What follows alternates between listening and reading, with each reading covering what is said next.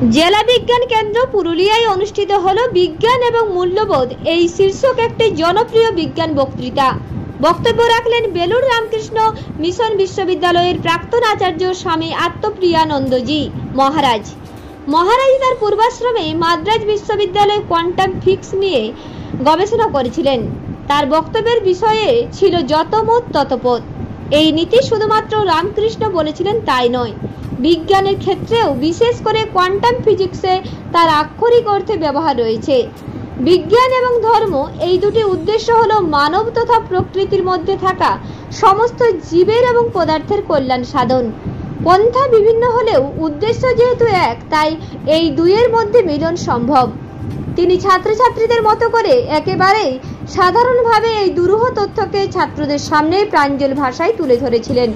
ছাত্রছাত্রীদের যে সংশয় তা দূর করার জন্য একটি মুখোমুখি আলোচনা চক্র আয়োজিত করা হয়। স্বামীজি প্রাঞ্জল ভাষায় ছাত্রছাত্রীদের সংশয় দূর করার চেষ্টা করেন। আজ প্রায় 100 মতো ছাত্রছাত্রী এই অনুষ্ঠানে যোগদান দেয় এবং দারুণভাবে উপকৃত হয়। ছাত্রছাত্রীদের সঙ্গে কথা বলে আমরা জানতে পারি তারা ভীষণ খুশি এবং আগামী দিনে পদার্থবিদ্যা নিয়ে গবেষণা করতে অনেকে উৎসাহী হয়েছে। এটাই জেলা বিজ্ঞান ক্ষেত্রের বড় প্রাপ্তি। আইনস্টাইন বলল, I do not believe that God plays dice. Nils bore বলে বিখ্যাত একজন ছিলেন, সকলের জনক উনি কোয়ান্টাম থিওরি। তিনি বললেন, but you cannot dictate to God what he should do. ঈশ্বরকে তুমি বলতে পারবে না, ঈশ্বর তুমি এরকমই করতে হবে, অন্যরকম করতে পারবে না। ঠাকুর শ্রীরামকৃষ্ণ যেমন বলছেন, মা ইচ্ছাময়ী, তিনি কিরকম করবেন কিরকম খেলবেন সেটা তিনিই জানেন। যার জন্য আমাদের হিন্দু ধর্মে বড় দেবতাগুলোকে মোটামুটি পাগল বানিয়ে রেখেছে। শিবকে খ্যাপা বলতো, মাকে খেপি বলতো। তার কারণটা হচ্ছে পাগল একমাত্র কি করবে কখন বোঝা যাবে না।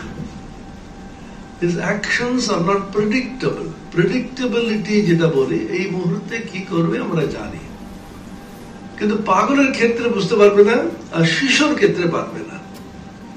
তোমরা আপাতত চুপ করে বসে আছো, কিছুক্ষণ বাদে অস্থির হয়ে যাচ্ছ, ওইদিকে দেখাচ্ছ ওইদিকে, কারণ শিশুর বিহেভিয়ারাল প্যাটার্ন যেটা বলি, ও কিরকম আচরণ করবে সেটা কিন্তু কেউই জানে, শিশু নিজেও জানে না। যার জন্য ঠাকুর শ্রীরামকৃষ্ণ কথামৃতে বলেছিলেন, ঈশ্বর কলিযুগে সোজাসুজি কথা বলেন না, কিন্তু আছে তিনি পাগলের মুখে এবং শিশুর মুখে কথা কন। যার জন্য কোনো বাচ্চা ছেলে কিছু বললে বড়রা মনে করে এটা ঈশ্বরেরই কথা, একটা বিশ্বাস। তার কারণটা হচ্ছে ওদের behavioural pattern is unpredictable. Predictability যেটা বলি আমরা, এটা হতেই